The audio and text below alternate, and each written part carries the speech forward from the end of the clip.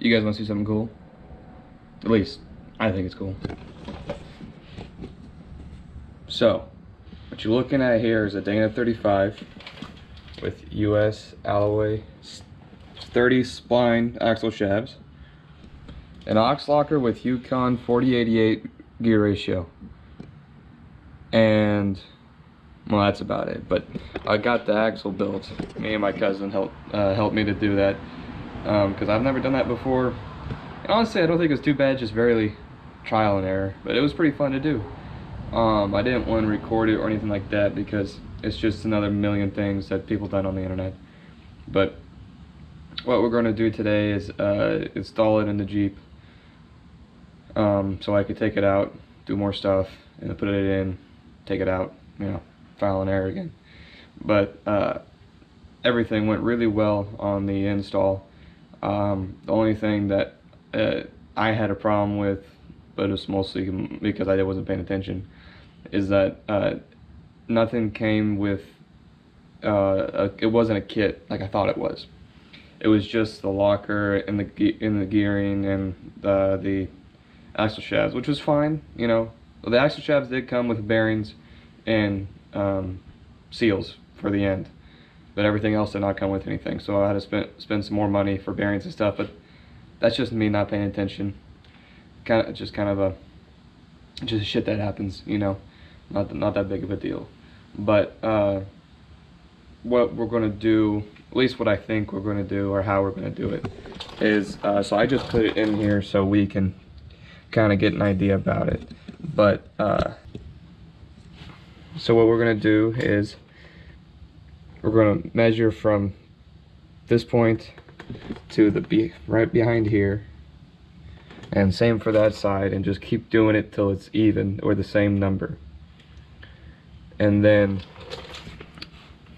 I might do this first too, I'm not sure, but I want to install the drive shaft to the yoke to make sure that that fits or is long enough, but also measure off of the frame and go to the drive shaft too, because then if this is straight and that's straight, then it's right down the middle and we're good to go.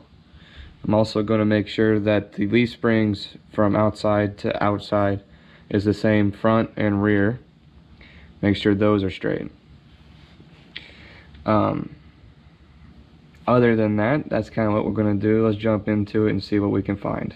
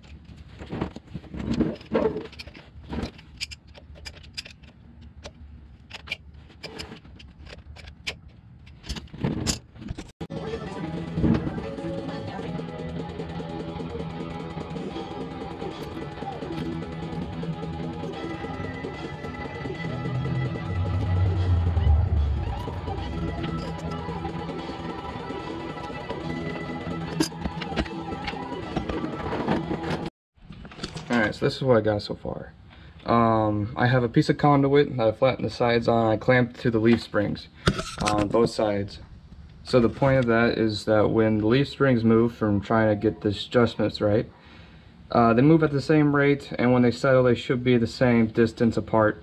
I hope so. They said, yeah, I might have to do another one over here, but I'm not sure. But I think I'm going to take off, well, I guess that doesn't really matter. But it's pretty close right now, but like a 1/16 of an inch off. And if you hold right here, it doesn't look that, it looks like it's kind of like that. I don't know why. I'll do some measuring on that. That shouldn't happen.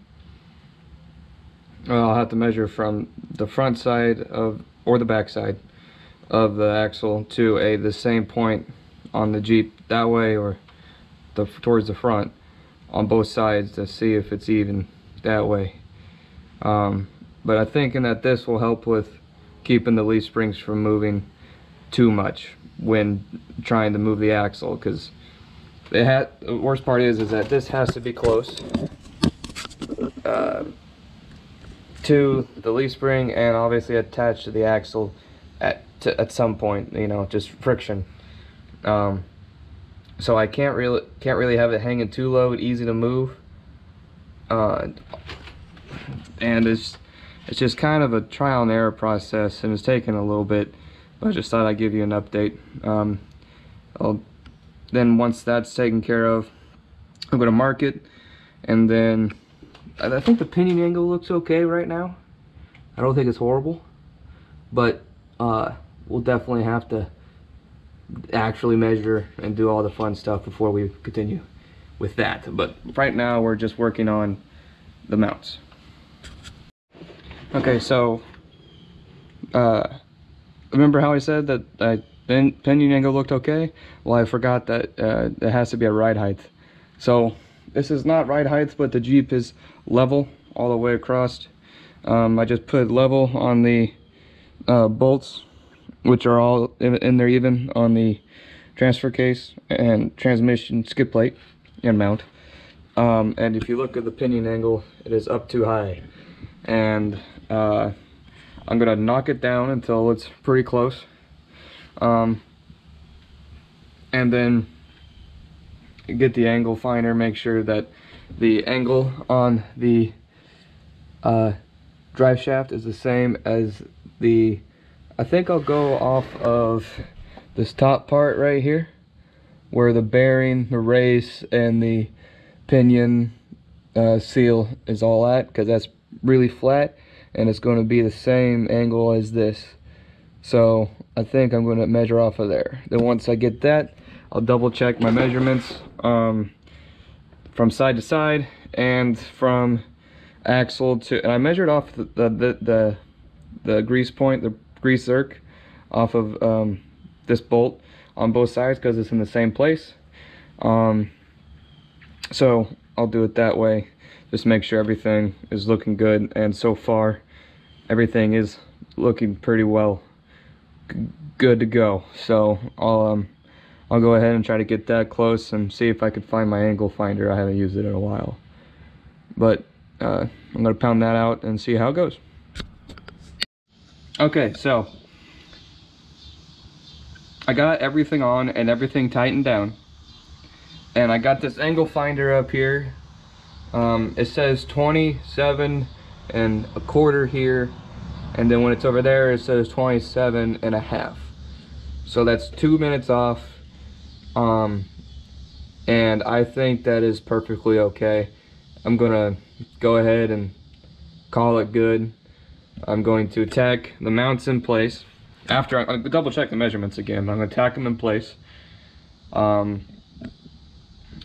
I'm gonna take this plate off the front, and I'm going to get ready to mount the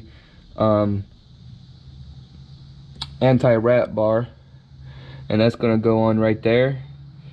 And now that we got the pinion angle set and the side to side motion for the axle, I think we're good to go. So I'm gonna go ahead and tack that in place, and I might leave it in there. I'll just cut the tacks off of that and call it good. I think I'll do that. But yeah, I'm gonna tack those in place, cut those off, take that out, and go from there. You know, we'll see. All right, so the axle is tacked in place. We got the front plate off the truss, is sitting up there on the bench. So now what we're working on is the M.O.R.E off-road traction bar for CJ and YJ up to year 95, I think is what they said. So I have to mount this on first for the way that we're going to have to do it. And I got a mark on the plate where it's going to go. And what I'm hoping I can do is cut a slot in the plate, the thickness of this, which is maybe 3/8, slide it in there, and so this is on the axle. Weld both sides of the plate to this, and then once I actually go put it in for good, weld the axle to that. So it's way more surface area than this part here, so it's going to be stupid strong. And that's just one side. The other side will going to be do the same. But before I can mount it, I got to make sure that under the Jeep it's gonna fit, because you want it to be closest to the pumpkin as possible, and it has to be on the driver's side because of the rotation of everything, you know, to drive forward, all that fun stuff. So I'm going to do some measuring. By measuring, I mean guessing accurately, and seeing what I got to do about that. But the thing that's going to be kind of stump is I got to mount it to the skid plate, and I'm not quite sure how I'm going to do that yet. I hope I don't have to drop the skid plate, but I might have to, but we'll see. So that's what I got so far. Once I figure out what I'm doing, I'll let you know. That looks like, I guess, that bracket for the anti-wrap bar goes into that, so it's not only welded just down here like it normally would be. You got fully welds going to be all the way down on both sides too. So now what we're going to do is we're going to measure for the other half to go see how close we can get to here without getting really close. But I think if we did it right, we'd be right along here. So I'm going to see how close we are on that, and I think I'm just going to cut it in half instead of doing how I did it on this side. Does that make sense? Instead of grinding this slot through, I think I'll just cut it in half so I can just weld it both sides together and just put a piece of metal in to fill the gap. I think that's what I'll do. Alright, so I got it so it lines up well. Kind of hold it in place, seeing what it's looking like. I think it looks pretty cool. Well, I'll have to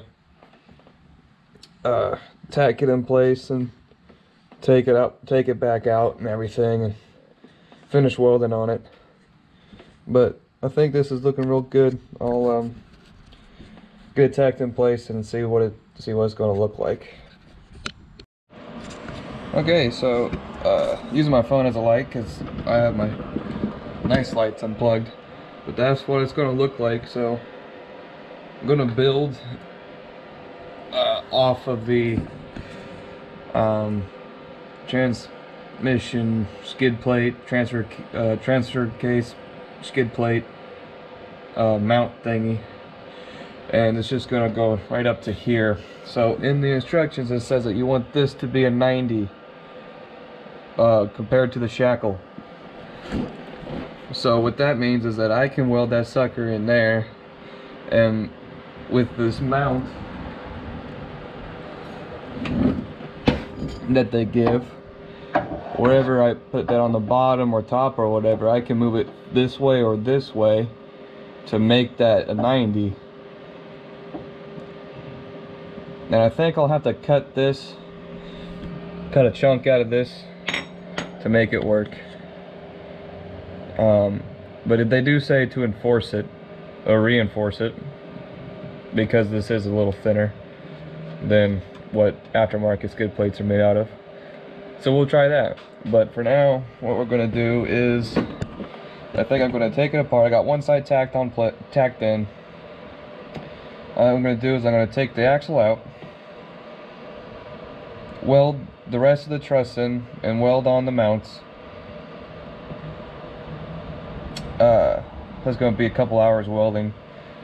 And then once that's done, put it back in here, set it back up, put the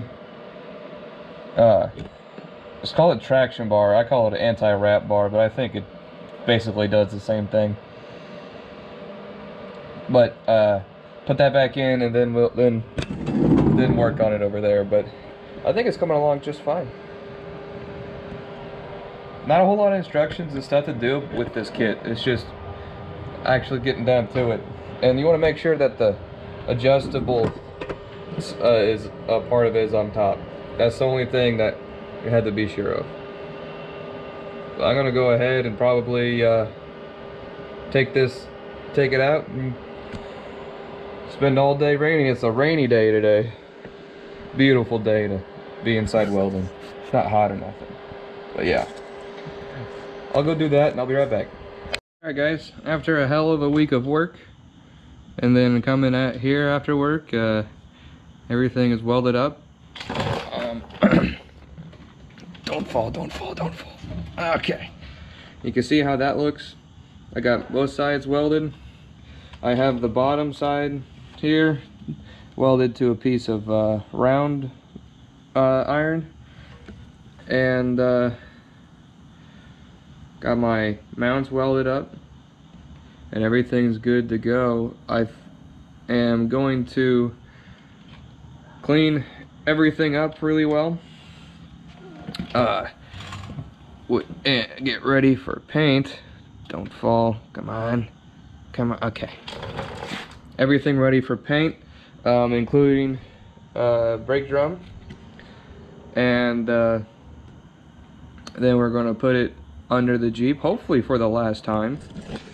Who knows if that's true or not, but then to weld up the transfer case cross member, the skid plate. I don't know why I couldn't think of that. And so we get that ready for the anti-wrap bar. And then we should be good to go. I don't see why we can't move on to the front end, which I'm gonna tinker with that tomorrow. But I'll let you know what the plan is about the transfer case mount, because we got to do that so we can mount that, and then this, and then that, and then that. Next thing you know, you got a Jeep, right? No. I'll see you guys tomorrow. Alright, so the axle is now in place. So is the anti-wrap bar. So now all I gotta do is mount the front end here, like so. And how I'm thinking is that I'm going to cut this lip off here and just leave this flat part and go off of that, and then I can weld a bar go across the bottom to make up the difference for this piece I cut off. And I should flatten it out, and then I can support that a lot easier than I would be able to with this hump here. So I think I'll try that, see how that goes. But it's looking real good, looking real good. Once this is in, then I gotta fix that hole in the exhaust. But once this is in, then we can move on to the front end, getting seals in and stuff like that, to get it ready to get the gears put in. But first, gotta finish this. That's the goal. Well, besides waiting not long enough to put bed liner on what we did, and it looking like brownies, weird. But what I did is I cut this and welded two 1/4-inch bar scrap pieces are just perfect. Then put it back in there, put this back on, got the angle right, and I clamped it down, brought it back out here, and welded it. Yeah, it's funny looking stuff.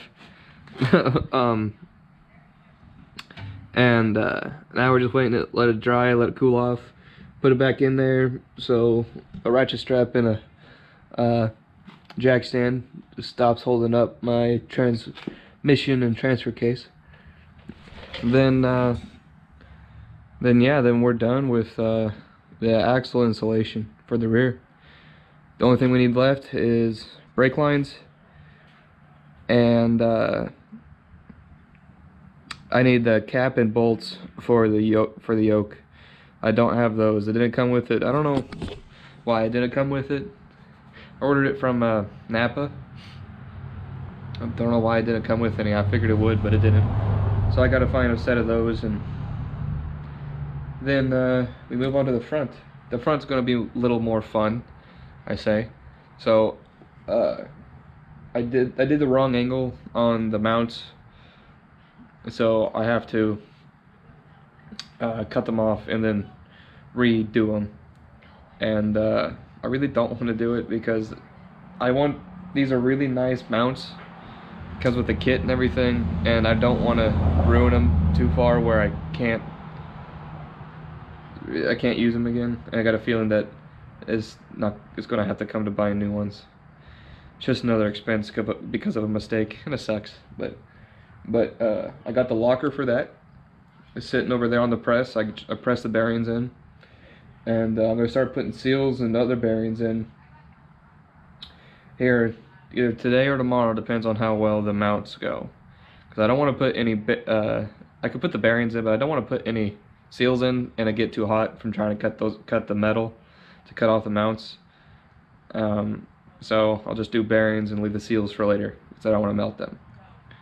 But yeah, I'm tired. It's been a busy morning and day. I'll give you guys some what it looks like afterwards, and I'll probably paint it sometime in the future. Not yet though, just in case I fucked anything up.